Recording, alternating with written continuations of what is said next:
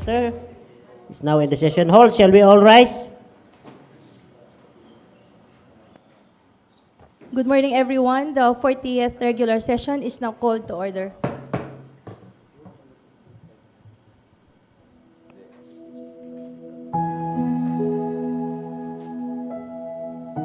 Let us all bow our heads and place ourselves in the presence of the Lord. Heavenly Father, source of wisdom, peace, and understanding, we come before you today with thankful hearts, grateful for the blessings and guidance you continue to bestow upon us. As we begin this 40th regular session, we humbly ask for your presence among us. Bless our municipal mayor, our vice mayor, our honorable councillors, our dedicated staff, and everyone gathered in this session hall today. Guide our minds in every discussion, our words in every exchange, and our decisions in every matter we take. Help us to work together with respect, honesty, and unity for the welfare of our community and the good of the people we serve. With gratitude and trust in you, we offer this prayer. Amen.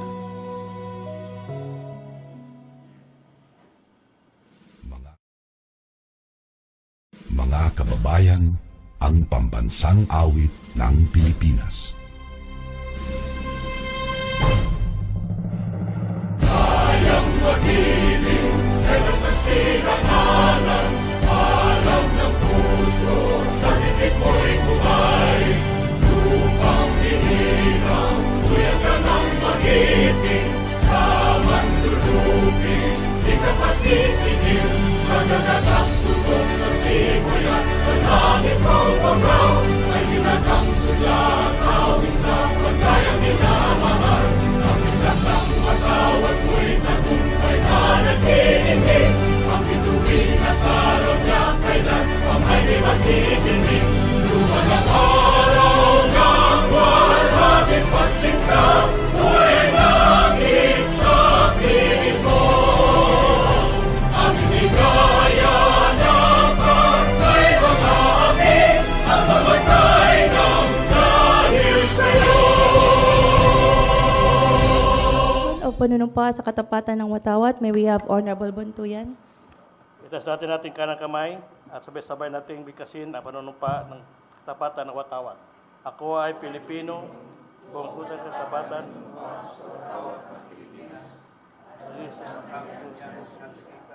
Sabay dangal, katarungan at kalayaan na pinagkikilos sa sambayanan, makadiyos, katao, makakalikasan at makabansa.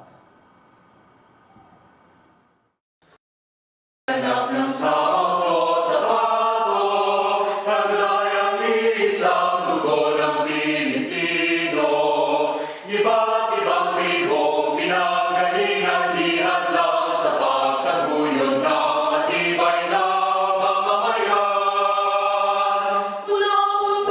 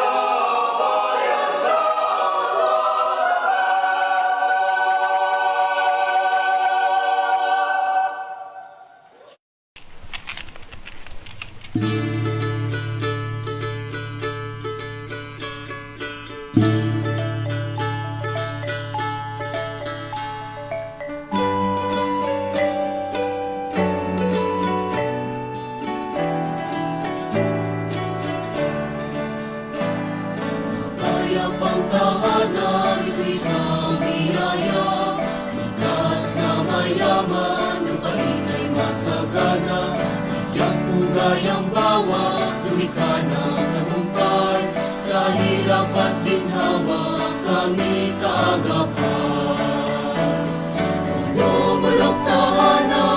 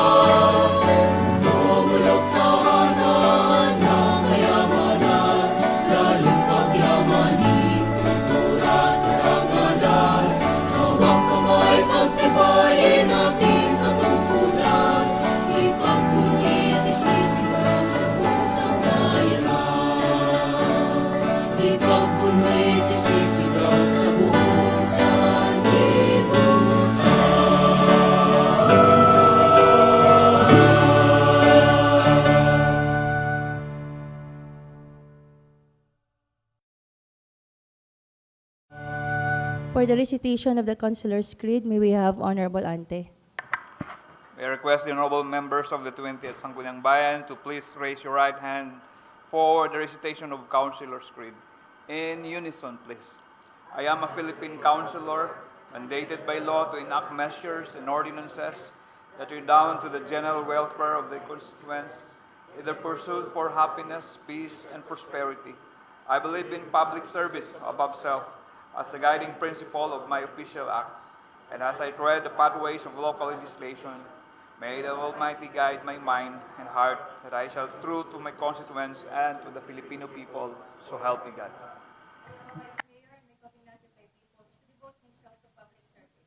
By divine providence and by the will of the people, I am mandated to preside over the local legislature, that with integrity and statesmanship.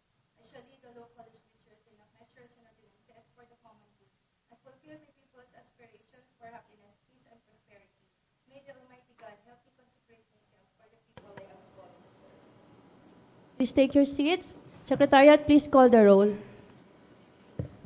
Only Councilor Lumayag is absent, Madam Presiding, who is on wellness leave.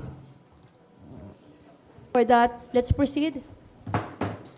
For the reading and consideration of our previous minutes, we have the minutes of the 38th regular session held at the SB Session Hall on April 28, 2026. Any corrections to the minutes of the 38th regular session? If none, the same is approved. Next. For the privilege hour and the question hour this morning, we have no privilege speech calendar, and nobody also approached the Secretariat to avail of the privilege hour. So we'll proceed to the first reading and referral of proposed measures or communications. Number one, we have a communications from the Office of the Municipal Mayor. And letter A is dated May 4, 2026, addressed to the honorable members of the Sangguniang Bayan through Honorable Florence Bansuelo Carlos, Municipal Vice Mayor, the presiding officer. Dear ladies and gentlemen, greetings in the spirit of public service and cooperation.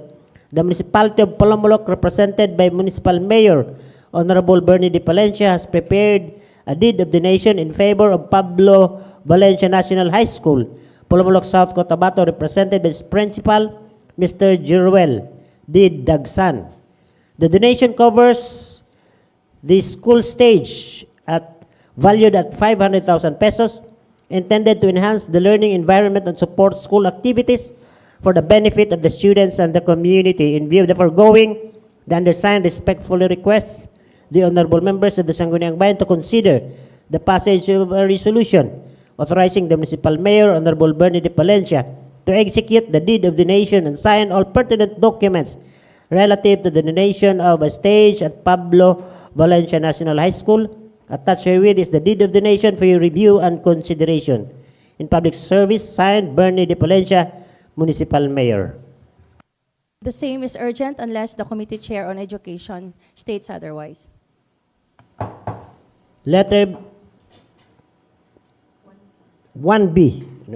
1B is also dated, 1B is dated May 6, 2026, addressed to these honorable members of the Sangguniang Bayan through the Honorable Vice Mayor, gentlemen and ladies.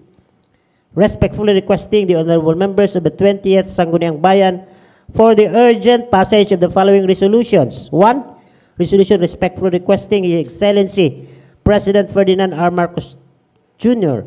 to declare August 21, 2026 a special non-working holiday in the Municipality of Polomolok, South Cotabato, in commemoration of its 69th foundation anniversary. And number 2, a resolution respectfully requesting His Excellency President Ferdinand R. Marcos Jr. to declare September 10, 2026 as a special non-working holiday in the Municipality of Polomolok, South Cotabato, in commemoration of the 23rd Flomlock Festival. In public service, signed by our Municipal Mayor. The same is urgent. And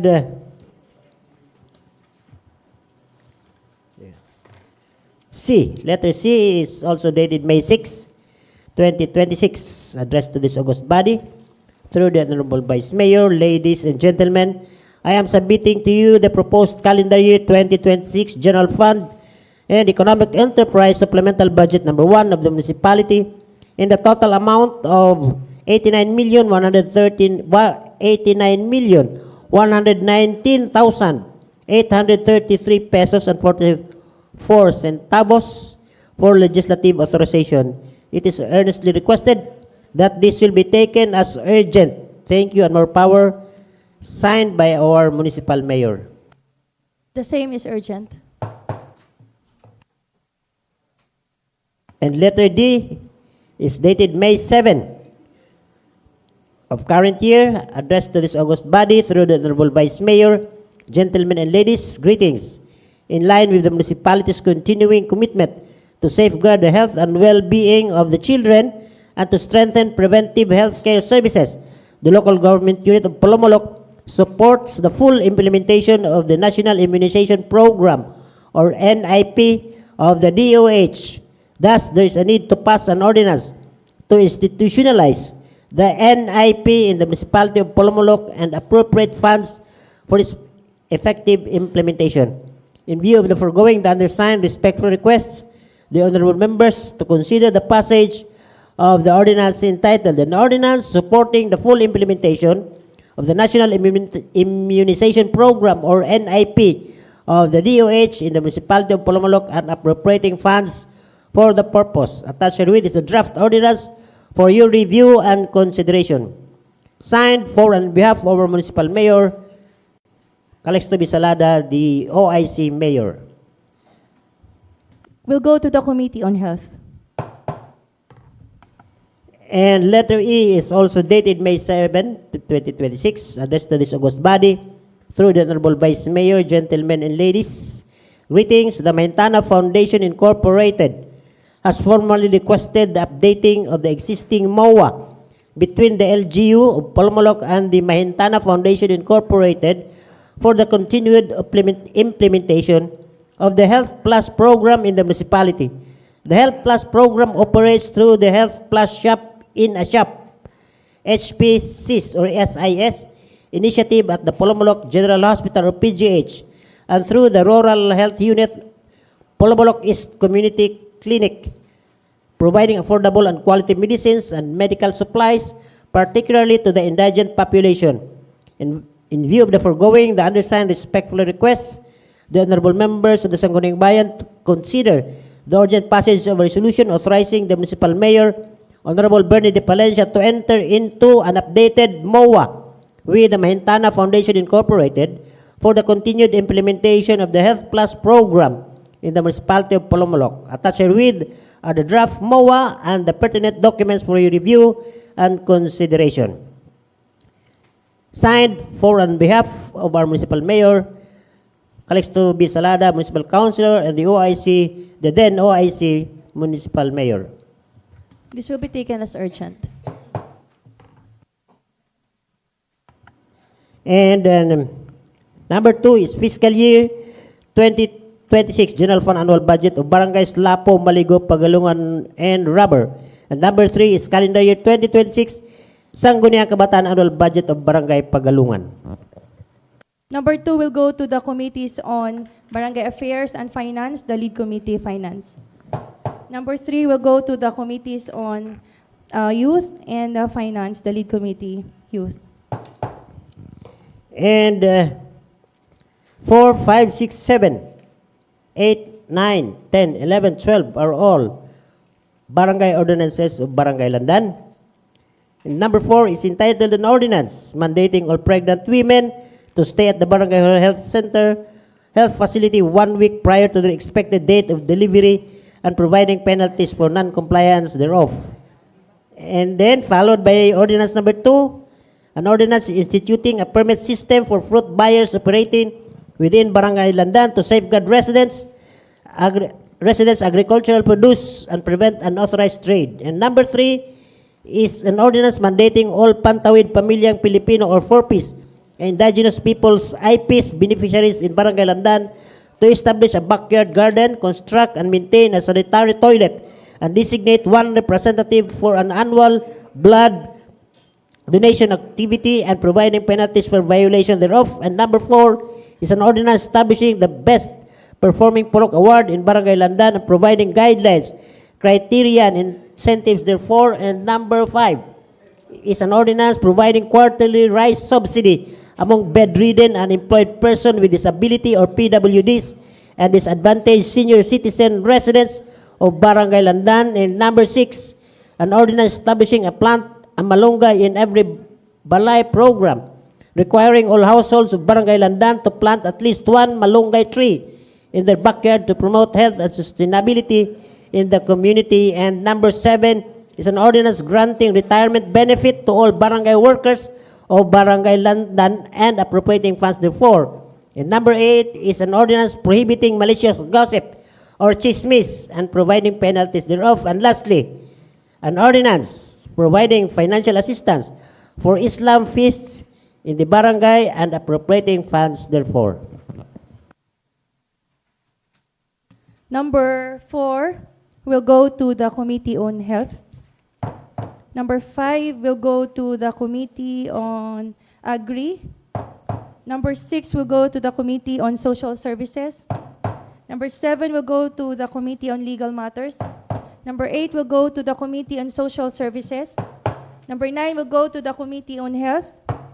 Number 10 will go to the Committee on Social Services. Number 11 will go to the Committee on Legal Matters. Number 12 will go to the Committee on Indigenous Peoples and Community Affairs. Okay, noted, Madam Presiding. Yeah. And for the committee reports, we have 3 reports calendar this morning.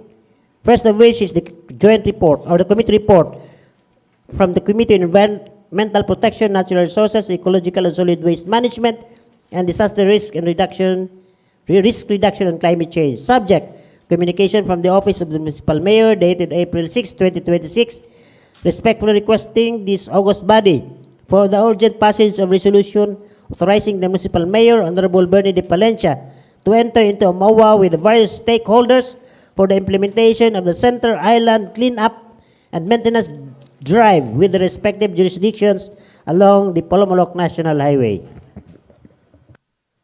Honorable Salada.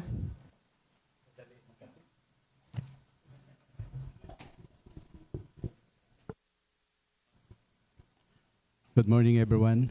Good morning to our presiding officer. Third committee report, the 40th regular session, 12 May 2026, from the Committee on Environmental Protection, Natural Resources, Ecological and Solid Waste Management, and Disaster Risk Reduction and Climate Change, subject as mentioned by the Secretary. Facts and findings. Number 1, the 20th Sangguniang Bayan in its 35th regular session referred the above stated measure to this committee on April 7, 2026 for appropriate action. On April 8, 2026, the committee convened to deliberate on the matter. The meeting was attended by the honorable members of the committee together with representatives from the Municipal Environment and Natural Resources Office or MINRO.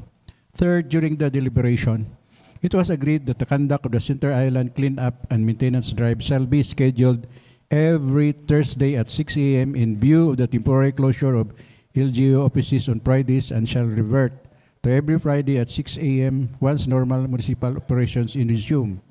Number 4, the committee noted that no official list of stakeholders was presented during the hearing, thereby necessitating the submission of the same prior to the finalization of the proposed memorandum of agreement. It was further observed that a provision in the draft MOA stating that the local government unit shall not be liable for any casualties raised concern among the committee members. On matters of safety, the committee agreed that the specific schedules for each stakeholder shall be clearly identified to prevent congestion along the highway, with the assurance that appropriate safety personnel shall be deployed during the activity. Number 7, the committee likewise agreed that a detailed map indicating the respective jurisdictions or assigned areas of stakeholders shall be attached to the finalized MOA. During the discussion, it was manifested that coordination with the Department of Public Works and Highways or DPWH is necessary prior to implementation. It was suggested that a formal communication be sent to the said agency to secure the required concurrence. Number 9, it was agreed that the assignment of responsibilities among stakeholders shall remain subject to adjustment as may be deemed necessary by the implementing office. The committee further recommended that the rules and responsibilities section of the MOA shall include the participation of concerned agencies such as the Traffic Management Unit or TMU, Philippine National Police, Bureau of Fire Protection to ensure traffic management, security, and emergency response.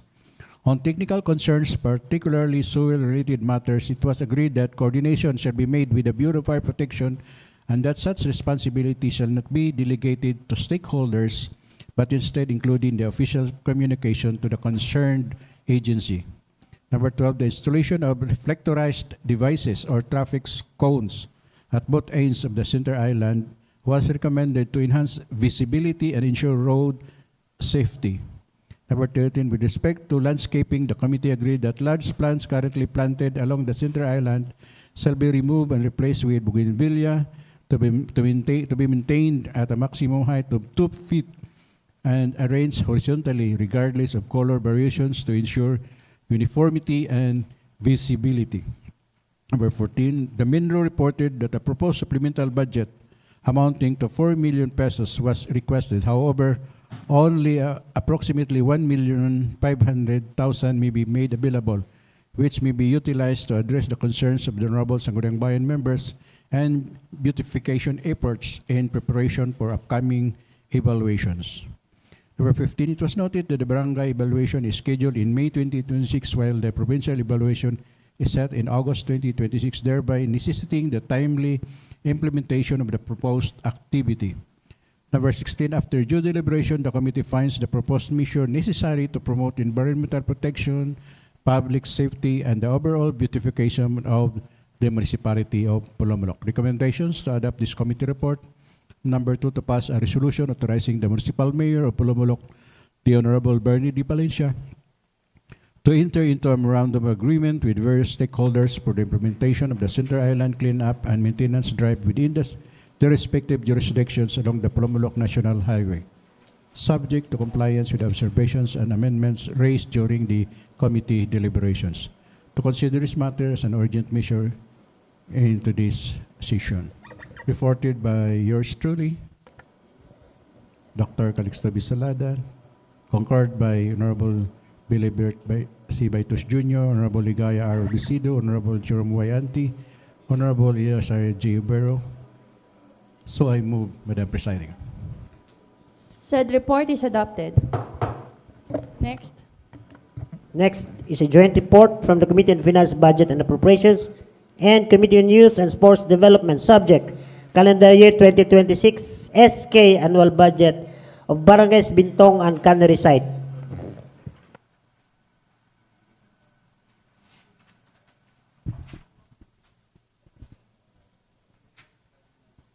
For the 15th Joint Committee Report from the Committee on Finance, Budget and Appropriations, Committee on Youth and Sports Development, subject is the calendar year 2026 Sangguniang Kabataan annual budget of the following barangays: SK Barangay Bentong and SK Barangay Cannery Site. For the facts and findings, the above subject matter were referred to the herein undersigned Joint Committee for review and proper action on April 28, 2026 during the 38th regular session of the 20th Sangguniang Bayan. The Joint Committee conducted a meeting on May 5, 2026 at the Session Hall of the Sangguniang Bayan building to discuss matters concerning the proposed budget. Present during the meeting were the members of the committee, together with the SK officials from the respective barangays.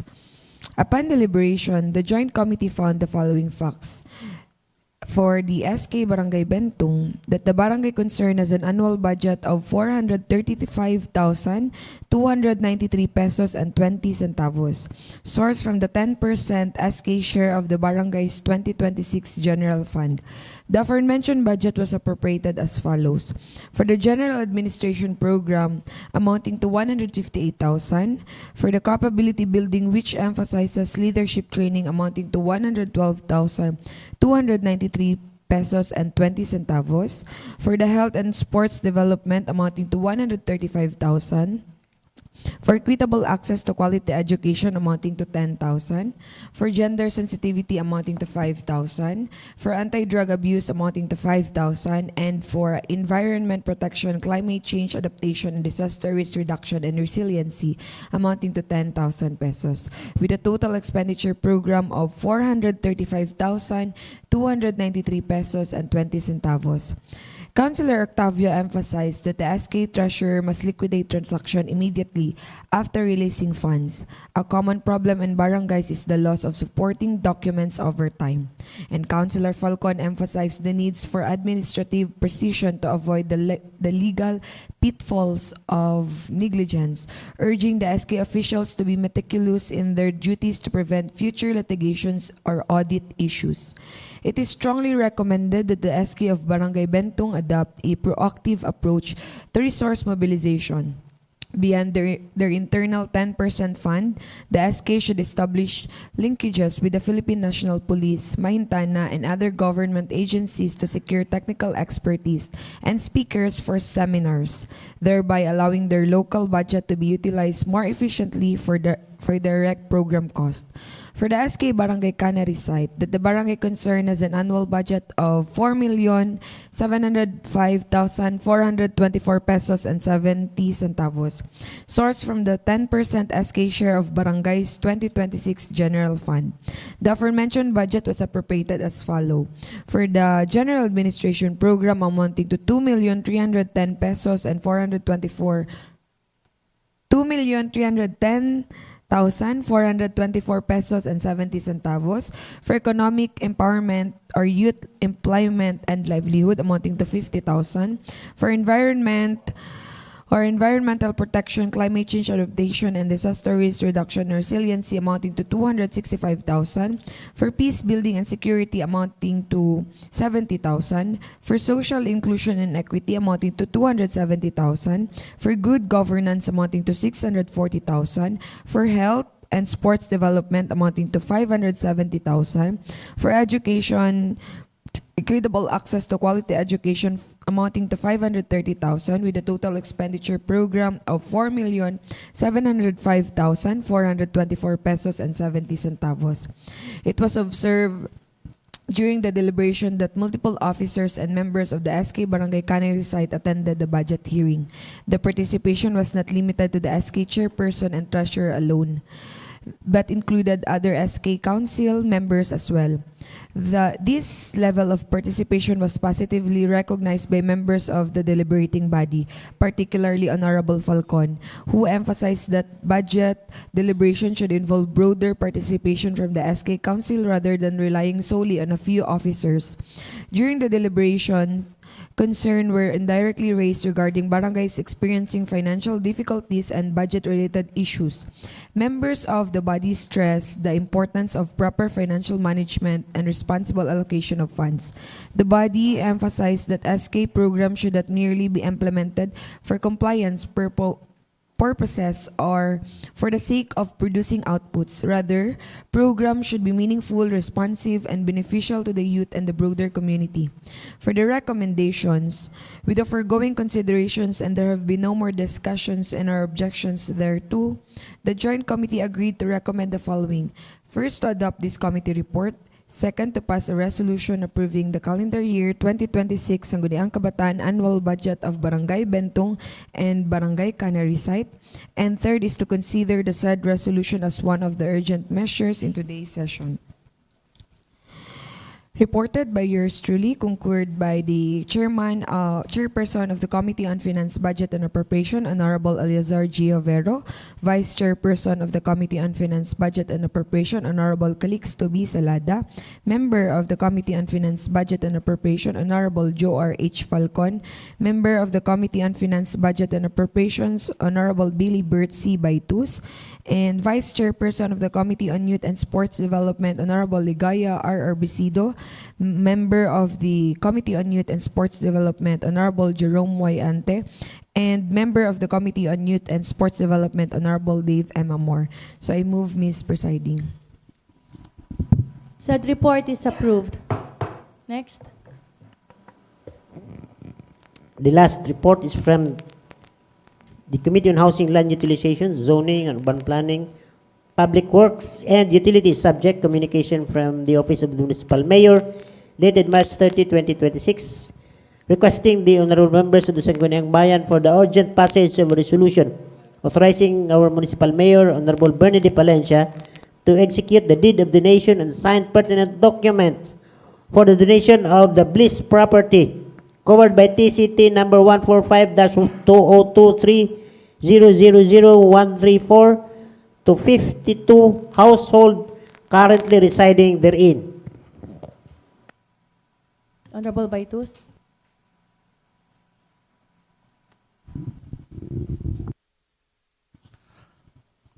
Thank you, Madam Presiding Officer. Peace and blessings. Maayong buntag sa atuang tanan. The problem subject is already mentioned by our Secretary. Facts and findings. Number 1, on April 7, 2026, during its 35th regular session, the 20th Sangguniang Bayan referred the aforementioned communication to the Committee on Housing, Land Utilization, Zoning and Urban Planning, Public Works and Utilities for appropriate study and action. Number 2, on May 5, 2026, the committee convened at the SB Session Hall to deliberate on the request. The meeting was attended by the chairperson, vice chairpersons, and committee members along the following resource persons: Attorney Jovero, Municipal Legal Officer; Ms. Nestle B. Ilisis, Municipal Assessor; Engineer Cambarihan, Municipal Planning and Development Office; Ms. Nimpa B. Macabinta, Purok Chairman; Ms. Imelda Olaer, Purok Secretary. Number 3, the committee confirmed that the Bliss property covered by Transfer Certificate of Title number 145-2023-000134 is a titled property exclusively owned by the local government unit of Polomolok, South Cotabato. Number 4, the titled property consists of total 52 subdivided lots categorized as follows. Number 1, 50 household lots, 1 open space lot, and 1 road lot. Number 5, it was clarified during the proceedings that only 50 household lots shall be donated to the qualified beneficiaries who are actually residents of the area. Number 6, the open space lot and road lot shall remain under the ownership and stewardship of the LGU of Polomolok to ensure continued public use and public space for future community development. Number 7, the committee recognizes that this donation will legitimize occupancy, secure land tenure for the residents, and empower beneficiaries to access essential housing and social services. Number 8, the committee noted that pursuant to existing laws governing LGU-owned real properties, the execution of a deed of donation requires the express authorization from the Sangguniang Bayan. After thorough deliberation, the committee finds that the request legally sound, socially just, and urgent as it directly promotes the welfare of long-time Bliss residents. Recommendations. In the view of the foregoing findings, the committee respectfully recommends that this committee report be adopted, to pass a resolution authorizing the municipal mayor, Honorable Bernie D. Palencia, to execute the deed of donation and sign all pertinent documents for the donation of the 50 household lots within the Bliss property, TCT number 145-2023-000134, that the open space lot and road lot be retained by the LGU for public purposes, and to consider this matter as an urgent measure of immediate approval during today's session. Reported by yours truly, Honorable Bilibert C. Baitos Jr., concurred by Honorable Calexto B. Salada, MD, signed also by Honorable Eliazar G. Jovero, Honorable Joe R. H. Falcon, Honorable Jerome Y. Ante, and Honorable Ligaya R. Orbisido. Thank you, Madam Presiding. Said report is approved. Next. For the business for the day, second reading for our urgent matters, we have 8 items considered urgent. First of which is the letter or communication from our municipal mayor dated May 4, 2026, requesting this august body for the passage of a resolution authorizing our local chief executive to execute a deed of donation and sign all pertinent documents relative to the donation of a school stage at Pablo Valencia National High School, represented by its principal, Mr. Jiruel D. Dagsan. The said school stage is valued at 500,000 pesos in support for the school activities and for the benefit of the students and the community.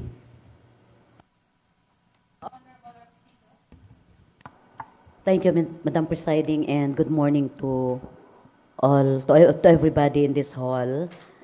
If there is no more clarification to this, I move to pass a resolution authorizing the Municipal Mayor, Honorable Bernie D. Palencia, to execute the deed of donation and sign all pertinent documents relative to the donation of a stage at Pablo Valencia National High School. It has been moved and seconded. The same is approved. And all members present to be a co-sponsor. Mr. Secretary, please take note of Okay, the noted, manifestation. Madam Presiding. And the next two urgents, or the communications that were ruled urgent, is the request to our Excellency President Ferdinand R. Marcos Jr. for the declaration of August 21, 26 and September 10, 2026 as a special non-working holiday in commemoration of the 69th foundation anniversary and the 23rd Polomolok Festival, respectively. Honorable Amor. Thank you, Madam Presiding. Now I move for these two resolutions, respectfully requesting His Excellency President Ferdinand R. Marcos Jr. to declare August 21, 2026 as a special non-working holiday in the municipality of Polomolok, South Cotabato, in commemoration of its 69th foundation anniversary, and another resolution to pass, respectfully requesting His Excellency President Ferdinand R. Marcos Jr. to declare September 10, 2026 as a special non-working holiday in the municipality of Polomolok, South Cotabato, in commemoration of the 23rd Polomolok Festival. I also would like to manifest, Madam Chair, that the co-sponsors are all the members of the 20th Sangguniang. Thank you. It has been moved and seconded. Two resolutions are now approved. Next. Let's be on unanimous sponsorship, Madam Presiding. Yes. Okay, unanimous noted, sponsorship. Madam Presiding. And the next urgent is the calendar year 2026 General Fund and Economic Enterprise Supplemental Budget number 1 of our municipality in the total amount of 89,119,833 pesos and 44 centavos for legislative authorization. Honorable Overo. Thank you, Madam Presiding.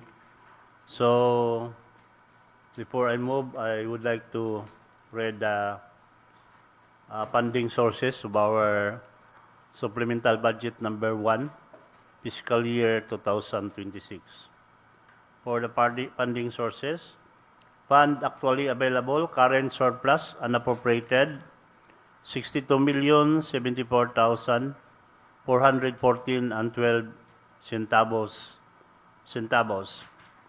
Current appropriation, salaries and wages, 6,042,877 pesos. Support to municipal task force and local communities. Retooled community support program, 200,000. Support to youth development program, 50,000. Support to municipal peace and order council secretariat, 50,000. Seal of Good Local Governance is GLG, 50,000. Child and Youth Welfare Program, 60,000. Violence Against Women and Children, BAUSI Prevention Program, 122,000. furniture and fixture, HRMDO, 150,000. Digitalization of Municipal Civil Registrar, 200,000. From the 20% Local Development Fund, construction of covered court, Porok Matulungin, Barangay Magsaysay, 2,500,000. Installation of powered elevator, Polomolok General Hospital, Barangay Pagalungan, 9 million. Total current appropriation of 18,424,877 pesos. Continuing appropriation, full package, ECPAC payroll system from the accounting office, 1,400,000. Construction of water system at People's Village, Barangay Cannery Site, 1,500,000.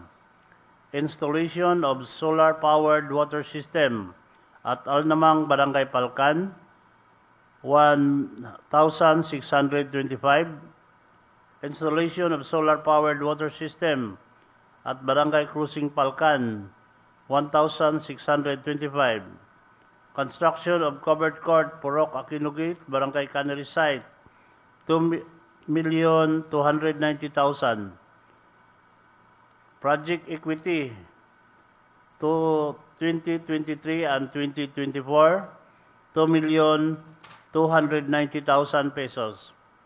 Deep servicing, heavy equipment interest expense, year 2023, 2024, and 2025. From the 20% LDF, 3 million pesos. Total continuing appropriation of 8,203,250 pesos and 32 centavos for a total savings of 88,702 pesos for 541,044 centavos. And for the economic enterprises, our sources of fund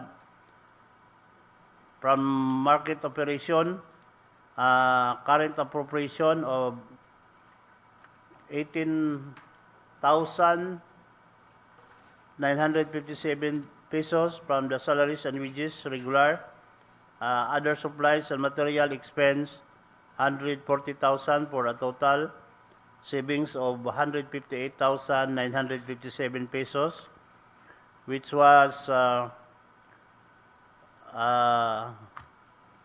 budgeted to the market operation, general administrative and support services,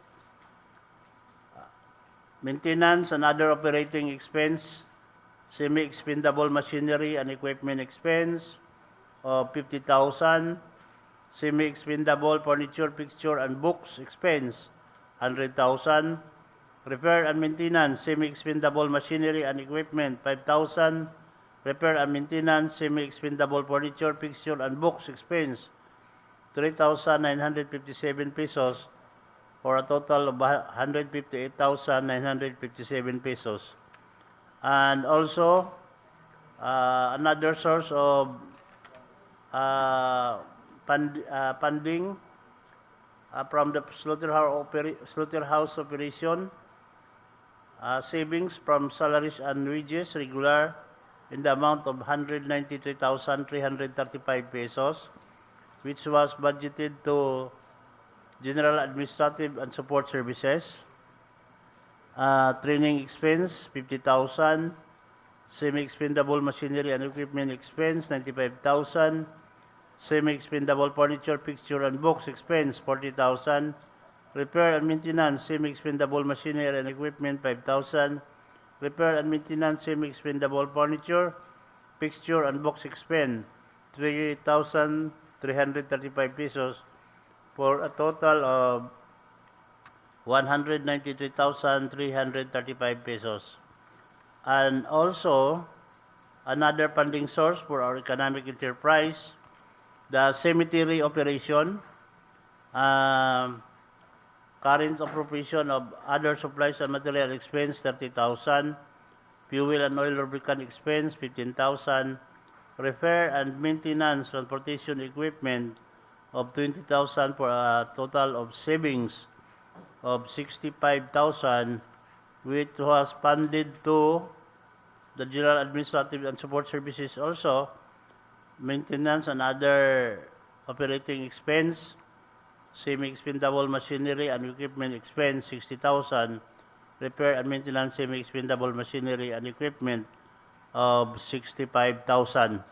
So that's the total supplemental appropriation at this time for our supplemental budget number 1 fiscal year 2026 for a total from the total general fund and economic enterprise in the amount of 89,119,833 pesos and 44 centavos. So I move now to pass a resolution ordinance approving our calendar year 2026 General Fund and Economic Enterprise Supplemental Budget number 1 of the municipality in the total amount of 89,119,833 pesos for 33 pesos and 44 centavos. So I move for its approval, Madam Presiding. Any second to the... It has been moved and seconded. The same is approved. Next. The number 2.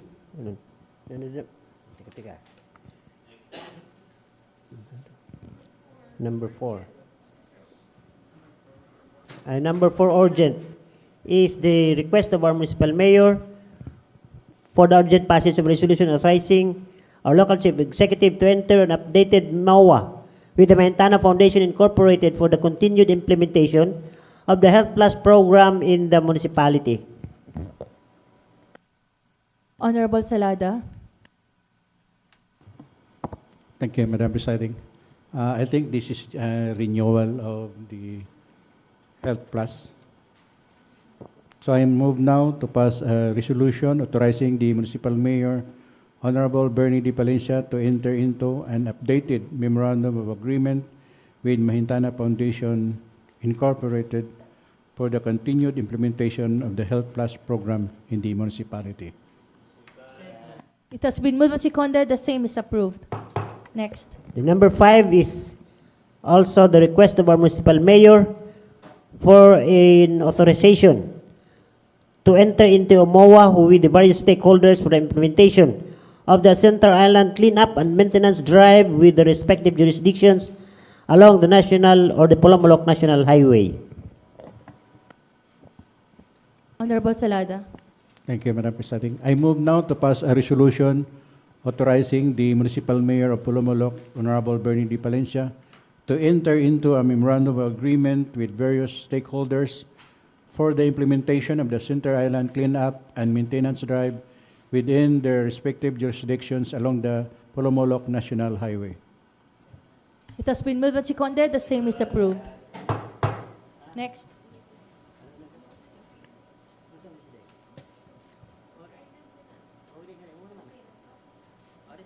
The second report. And then the number 6 and 7 are the budgets of the SK of Bentong and Cannery site. Honorable Costas.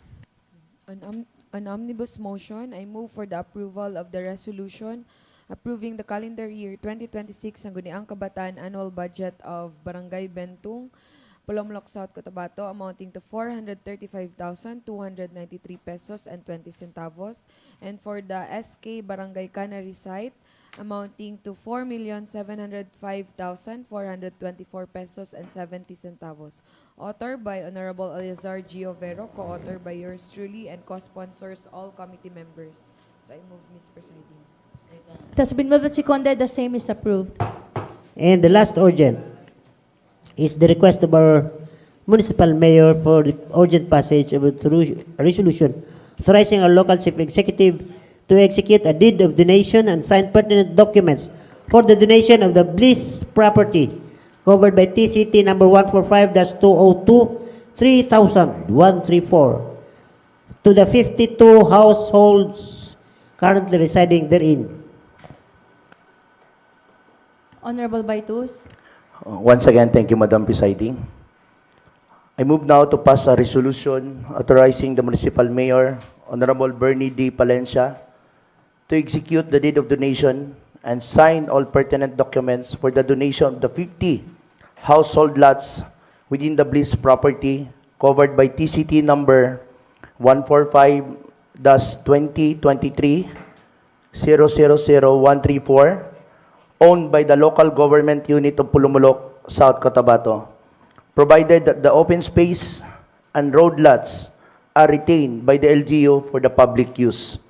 Author, SB Member Bilibert C. Baitus Jr., co-authors, SB Member Calexto B. Salada, MD, co-sponsors, all SB members present. So I respectfully move, Madam Presiding. Thank you. It's been moved and seconded. The same is approved. For the scheduled second reading, this morning we have 4 ordinances calendared under the scheduled second reading, and these are all authored by Councilor Salada. First of which is the resolution enacting an ordinance creating the Municipal Youth Development Office, or MYDO, under the Office of the Municipal Mayor, and providing funds therefore, as well as the ordinance to the effect. Honorable Salada. Thank you, Madam Presiding. Actually, the original author is Honorable Angelique Dave Costas, Madam Presiding. Can we have a recess?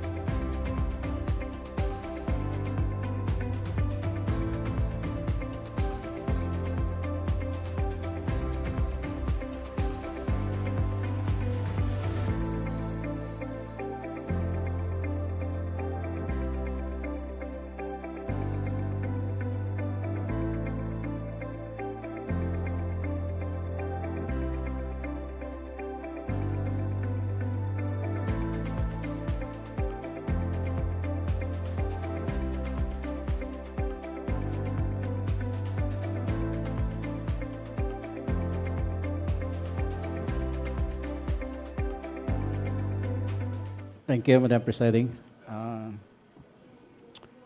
A resolution enacting an ordinance creating the Municipal Youth Development Office under the Office of the Mayor and providing funds therefore. Whereas Section 76 of RA 7160, otherwise known as the Local Government Code of 1991, provides that every local government unit design and implement its own organizational structure and staffing pattern, taking into consideration its service requirement and financial capability, subject to the minimum standard and guidelines prescribed by the Civil Service Commission. Whereas Section 2B of Republic Act number 8044, otherwise known as the Youth in Nation Building Act, defines youth as the critical period in a person's growth and development from the onset of adolescence towards the peak of mature, self-reliant, and responsible adulthood, comprising the considerable sector of the population from the age of 15 to 30 years.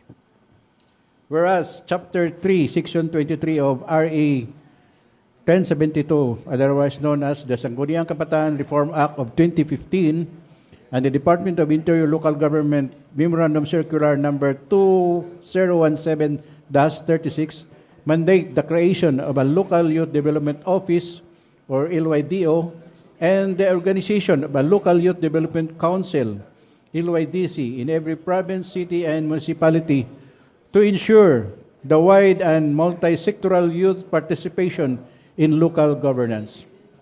Whereas the ILG Memorandum Circular number 2017-36, dated 24 February 2017, directs the creation of a local youth development office, which shall be headed by a youth development officer with the rank of at least division chief. Whereas Section 25 of RE number 10742 states that the office of the local youth development officer may be put under the office of the local chief executive, the office of the city planning and development, and the office of the social welfare, or in any other office deemed appropriate by the local government unit. Be it ordained by the Sangguniang Bayan of Polomolok in session duly assembled that before I proceed, any comments from the resolution? Any comments from the first page? If none, we'll proceed. An ordinance creating the Municipal Youth Development Office or MYDO under the office of the mayor and providing funds therefore. Section 1, title. This ordinance shall be known as Ordinance Creating the Municipal Youth Development Office in the Municipality of Polomolok, Province of South Cotabato. Section 2, Declaration of Policy. It is hereby the declared policy of the municipal government to recognize the vital role of the youth in nation building and thus promotes and protect their physical, moral, spiritual, intellectual, and social well-being, inculcates in their patriotism, nationalism, and other desirable values, and encourages their involvement in public and civic affairs. Any questions? None. Section 3, creation of Municipal Youth Development Office. There is hereby created the Municipal Youth Development Office or MYDO as an office under the municipal mayor with the following function. Section 4, functions of the Municipal Youth Development Office. The Municipal Youth Development Office shall have the following functions. Number 1, register and verify youth and youth-serving organizations subject to the Revitalized Youth Organizations Registration Program or YORP guidelines. Number 2, provide technical assistance to the local youth development of the concerned local government unit in the formulation of the local youth development plan. And number 3, facilitate the election of the local youth development council representatives. Number 4, serve as secretariat to the local youth development council.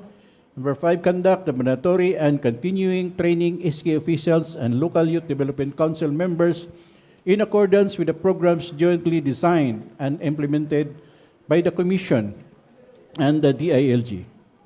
Local Youth Development Officer and or his or her staff shall apply for accreditation from the Commission in order for them to conduct the mandatory and continuing training programs of SK officials and LYDC members in the absence of the Local Youth Development Office in the municipality. The designated existing personnel by the LCA shall apply for accreditation with the Commission in order for said official to conduct the mandatory and continuing training programs of SK officials and LYDC members. Number 6, provide technical, logistical, and other support in the conduct of mandatory and continuing training programs and to such other programs of the Commission and DILG. Number 7, coordinate with the Commission with regard to youth programs within their jurisdiction. And 8, perform such other functions as may be prescribed by law, ordinance, or as the LCE, the ALG, or the Commission may require.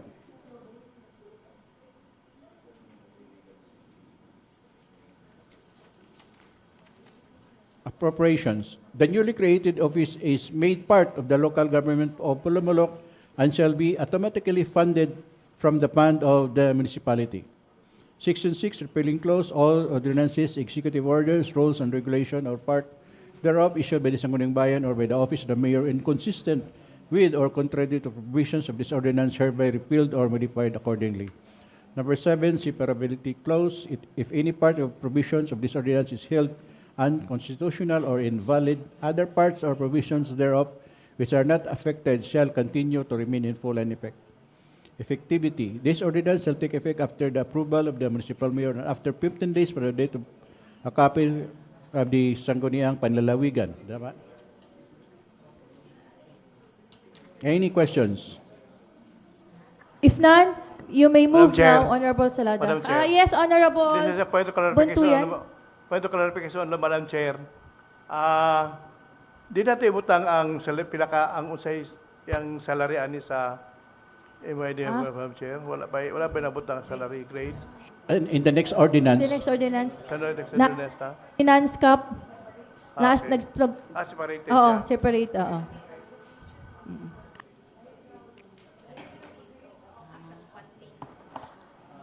Madam Presiding, Honorable Presido. I would suggest that in the appropriation for the Sangguniang Panlalawigan to be easy to approve this measure, it would okay if we can state the amount. No, hindi siya general, specific.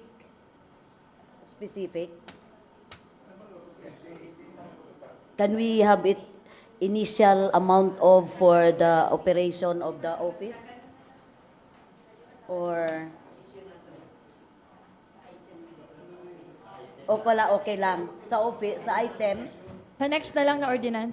And also, if that can be in the next ordinance, is there really a need to place that after approval of the mayor or after 15 days of its posting? Pwede na lang, ano na lang sa secretary. ang secretary, can be, help na lang. Yes, SP in Sangguniang creation, it should be Panlalawigan. after the Sangguniang Panlalawigan because there might be some technical questions that may Wala na yung prop up in the municipal mayor. province during the review, so we cannot implement this. So, to be safe, it should be after this approval by the Sangguniang Panlalawigan and the required publication. Yes. Okay. Wala na lang yung Effectivity. mayor. Okay, so How about the appropriation? Actually, we cannot still determine how many personnel are required. So at this moment, we cannot determine the exact amount that is needed for the office to operate because of the non-existence of the actual personnel that will man the office. But insofar as the creation of the position like Salary 18 or whatever, there should be a specific source of fund for that particular. Otherwise, that cannot pass through the review of the Sangguniang Panlalawigan. okay, so for the motion, Honorable Salada.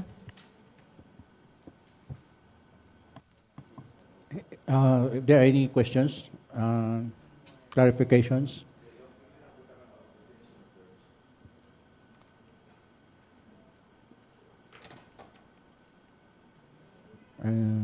There's a question of definition of terms. Wala naman siguro mga terms. Wala ka kay mang dapat na i-define. naka-define naman lahat. Oo. Parang okay lang siya. If there's no more questions, I move now for the termination of the discussion of the ordinance and the resolution. It has been moved and seconded. The same is approved for the third and final reading.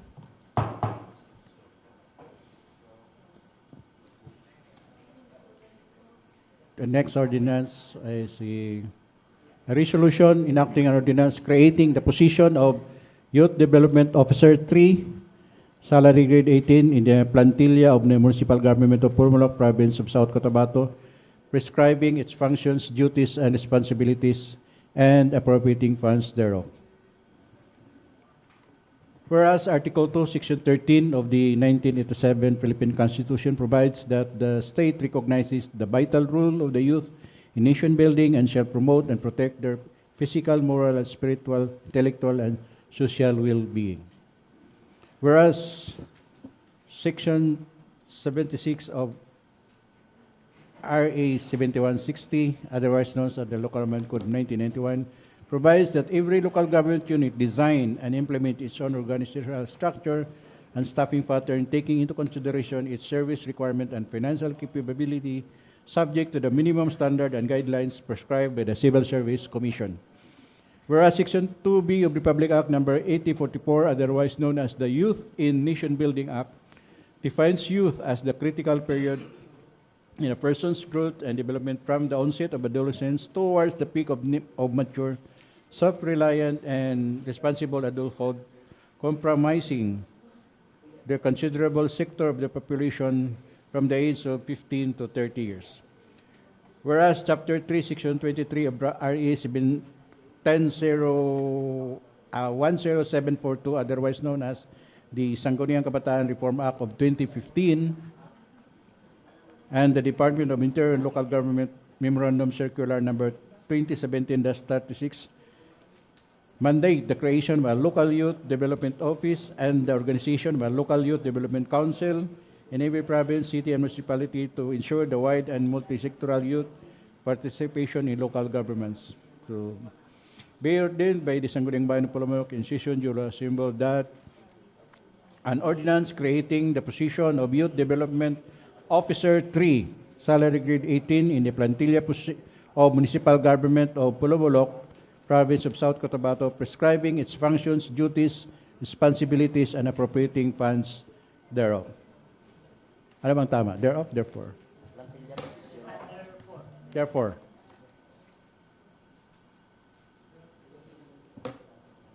Section 1, title, this ordinance shall be known as Ordinance Creating the Municipal Youth Development Officer in the Municipality of Polomolok, Province of South Cotabato.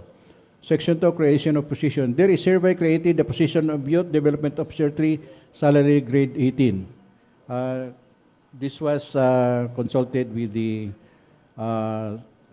Human Resource Office. Section 3, qualification. Pursuant to Civil Service Commission rules and regulation, the minimum qualification standards for the said positions are the following.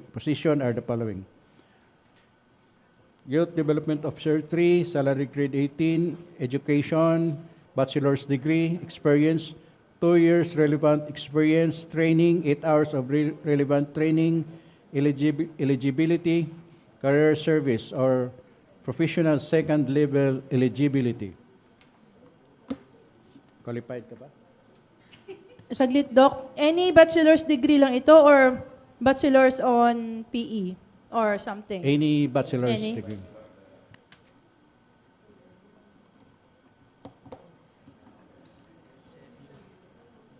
Please proceed. Section 4, functions and duties of Youth Development Officer 3. This outlines the functions and duties of a Youth Development Officer 3, detailing her responsibilities in the local governments, which include, number 1, to serve as the core of the advocacy on youth participation in the nation building and youth empowerment. Number 2, to finalize the 3-year local development plan and the development plans of the local government units. To give priority to program, projects, and activities that will promote and ensure the meaningful youth participation in nation building, sustainable youth development, and empowerment, equitable access to quality education, environmental protection, climate change adaptation, disaster risk reduction and resiliency, youth employment and livelihood, health and anti-drug abuse, gender sensitivity, social protection, capability building, and sports development. Number 4, to increase volume and diversity of participation across the service, as well as consolidating initiatives including youth volunteering, regular monitor, evaluate, and report on programs and services delivered, training, development plan. Number 5, to organize regular social, educational, and spiritual-oriented events with parents and volunteers to maintain a vibrant program. They establish support and appropriate relationships with their youth members and their families. Number 6, to monitor and evaluate the implementation of the local youth development plan and to perform such other functions as may be prescribed by law or ordinance. Appropriation.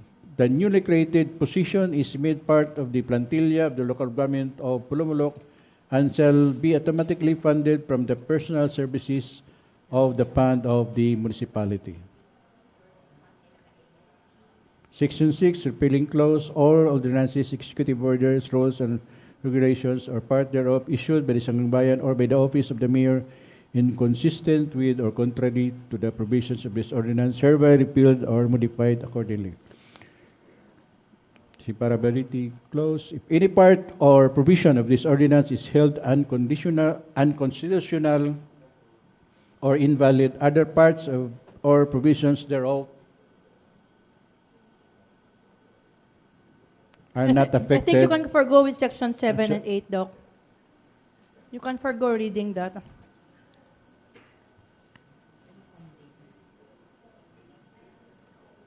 Is section 5 in order?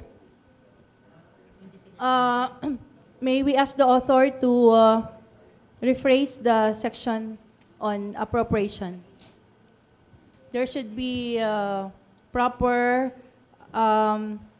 statement as to where the fund is to be. The appropriations shall be funded from the general municipal appropriations. But may I ask the finance? When the ordinance is approved, especially the winning of the position, it's automatic will be charged to PS, personal services of the municipality. Funding. So kung ano ang iyang salary grade, then the municipality will fund for that. Basta na-open na. May creation. Create na position. Automatic na siya. Take a 10-minute recess.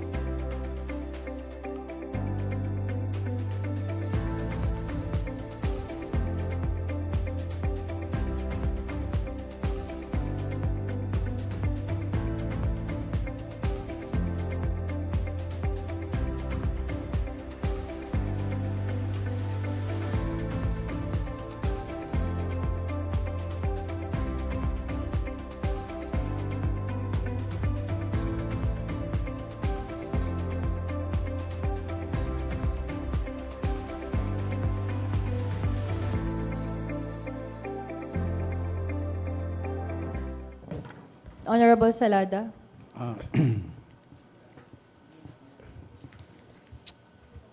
I move now for the laying down the table of the ordinance, Madam Presiding, to clear out some doubts. The same measure is to be laid on the table. Okay, noted, Next. Mr. Presiding. And the next, or the number 3 ordinance is the amendment of Section 1, Funding and Disbursement of General Ordinance Number 7, Series of 2020, entitled an ordinance adopting the implementation of the tuberculosis control program in the municipality of Polomolok to strengthen and support all activities of the program to attain a tuberculosis-free community and appropriating funds. Therefore, again, authored by Councilor Salada. Honorable Salada.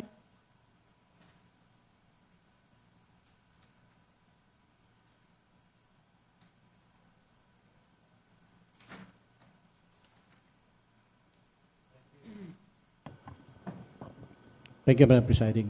A resolution enacting an ordinance amending Section 1, Funding and Disbursement of General Ordinance Number 7, Series of 2020, entitled an ordinance adopting the implementation of the tuberculosis control program in the municipality of Polomolok to strengthen and support all activities of the program to attain a tuberculosis-free community and appropriating funds, therefore. You can forego with the resolution and we will go to the ordinance. Okay. Okay. Just at the background, the 1 million is no longer feasible in the current price of the cost of medicines. So that is why the Municipal Health Office request for the amendment of this ordinance. And with the first quarter alone, there are already a lot of cases of tuberculosis. So the 1 million is not feasible for the entire year in treating tuberculosis.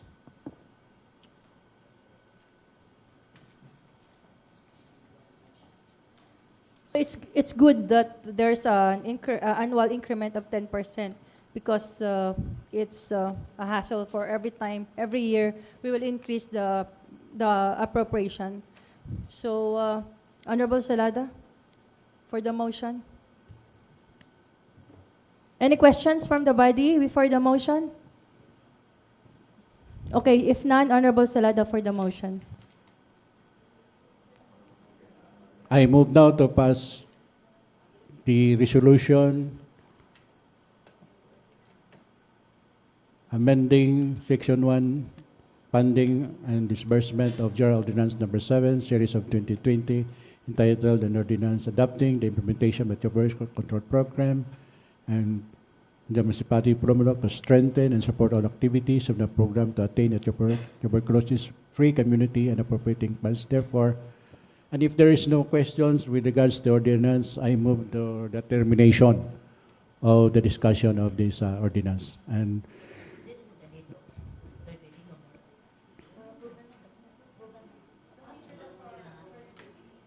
for So, no need for a third reading because it's only an amendment. okay, thank you. So I move now for the approval of the resolution and ordinance amending Section 1, Funding and Disbursement of General Ordinance Number 7, Series of 2020, entitled an ordinance adopting the implementation of the tuberculosis control program in the municipality of Polomolok to strengthen and support all activities of the program to attain a tuberculosis-free community and appropriating funds, therefore. It's been moved and seconded. The same is approved. Next. The last ordinance is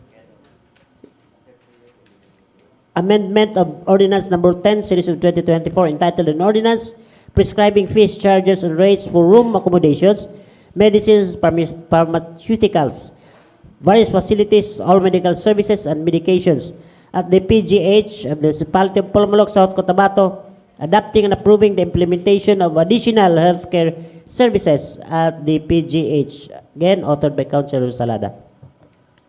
Honorable Salada, please just forgo with the whereas on the resolution. You will go to the ordinance as to the amendment proper. Thank you, Madam Presiding. Actually, in the ordinance, the prices are almost the same. Only the new ones in the medications,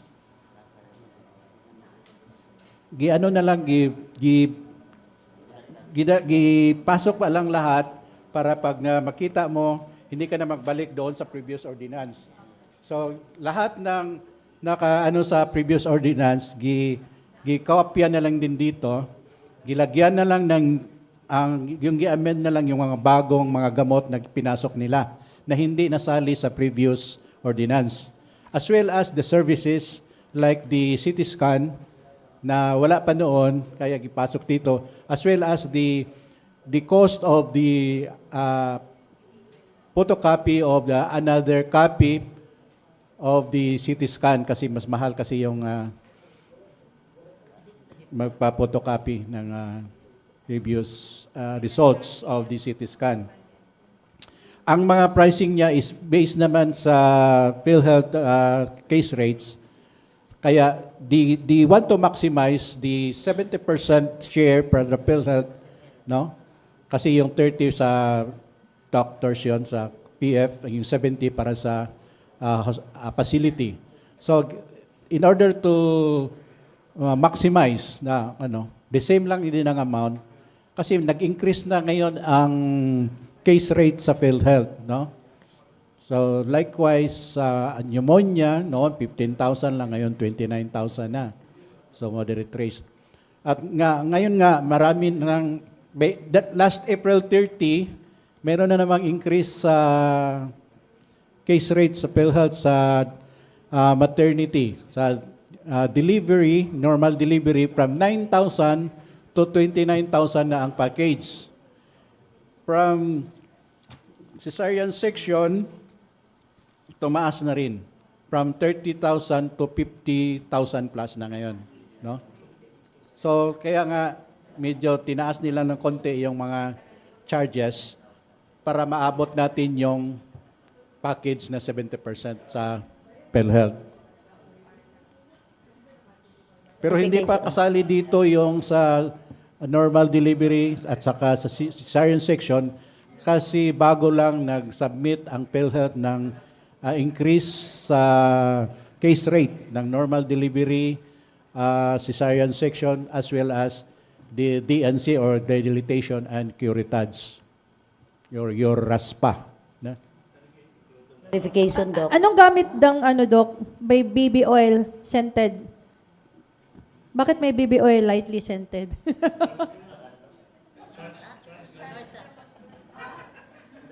Para humot ang bata.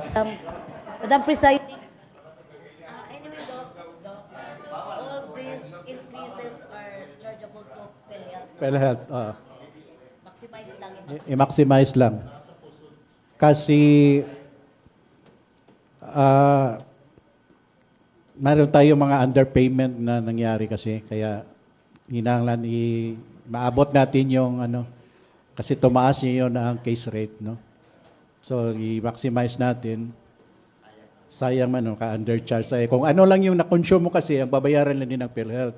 So kaya i-maximize natin para bayaran tayo ng PhilHealth to the maximum. Okay, so the motion now. Since this is also an amendment, I move now for the approval. Before the motion, Honorable Rivero. I would like to be clarified.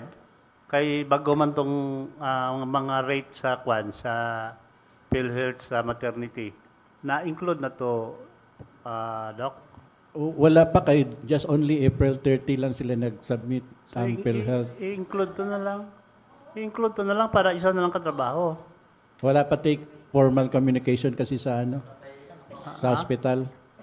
Hindi.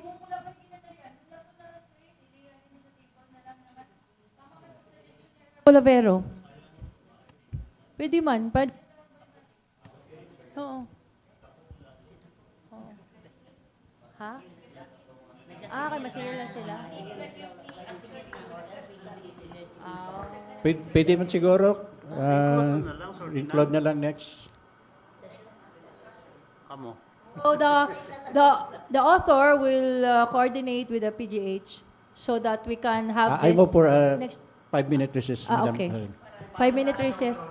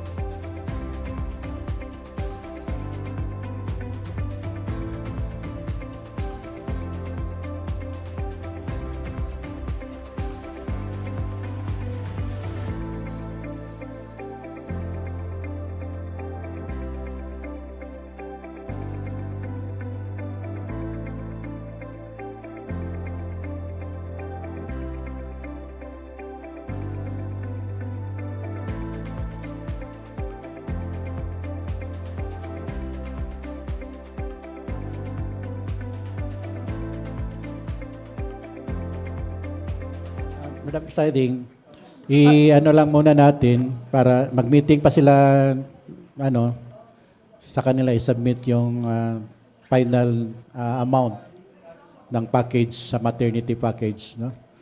Hindi ba?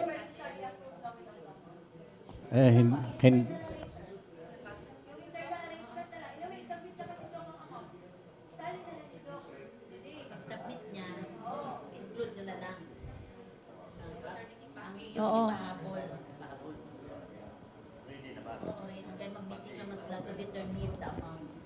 How long? How long? Because we might be questioned of the delayed release of this ordinance after approval in the O, kasi 3 days lang eh. yeah, Diba? but after Kasi- approval of the mayor. Okay na yun, It should oo. be forwarded to the Panlalawigan within 3 days from the approval of the mayor. Now, if we can Ato, pila ka days dire. no limit, but it should be within reasonable also, within reasonable time. Wag mo muna. 2 weeks is no longer reasonable. 1 week is I doubt if it's 1 week. Okay. 1 week. Okay, if there is, for as long as there is a manifestation on the floor, that we will wait until 1 week so that we will be relieved of any administrative liability should there be any delay in the submission of the final draft, Madam Presiding.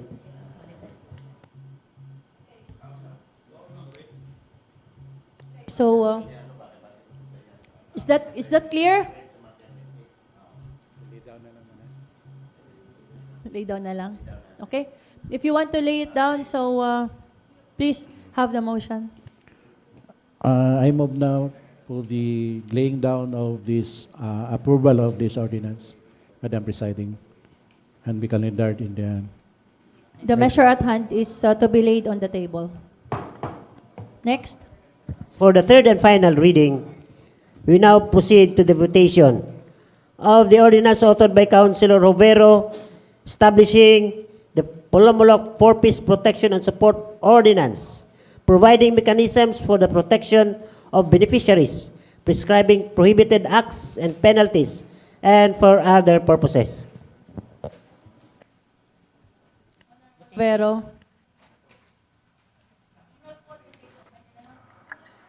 Before the final approval, Madam Presiding, I would like to inform the body that the final copy of the final text of the ordinance, resolution ordinance, and some suggestions are already included in the final text of the ordinance as well as resolution. So we can go now for the votation. So let's go to the votation, Mr. Secretary.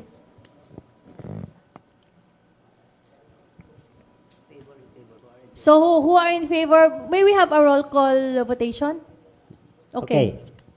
So, Councilor Orbisido voted yes. Councilor Salada voted yes. Councilor Octavio, yes. Councilor Amor voted yes. Councilor Rovero as the author, of course, yes. And Councilor Baitos voted yes. Councilor Falcon voted yes. Councilor Buntuyan, yes. Councilor Ante voted yes. And last but not the least, Councilor Costas. Yes na yes. So, unanimously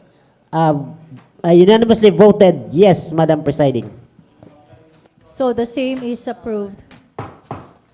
Congratulations.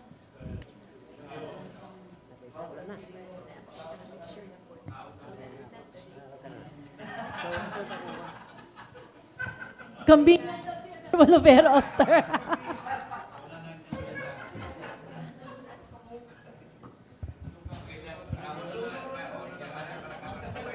For the unassigned business, we have none. Let's go now to the announcement. Honorable Salada. Committee meeting tomorrow, 8:30 a.m. from the Committee on Rules and Committee on Health. Honorable Or, then Honorable Orbisido. Also, Madam Chair, another committee meeting tomorrow, 10 o'clock, Committee on Tourism. To all members of the Committee on Education, Women and Family Children, since tomorrow is full of meetings and until Thursday, we will have hours on Monday at 9 o'clock. So please stay after the session. Let's proceed, Mr. Secretary. Now for the adjournment, Madam Presiding. Session adjourned at 10:38. Please rise for the closing prayer by Honorable Costas.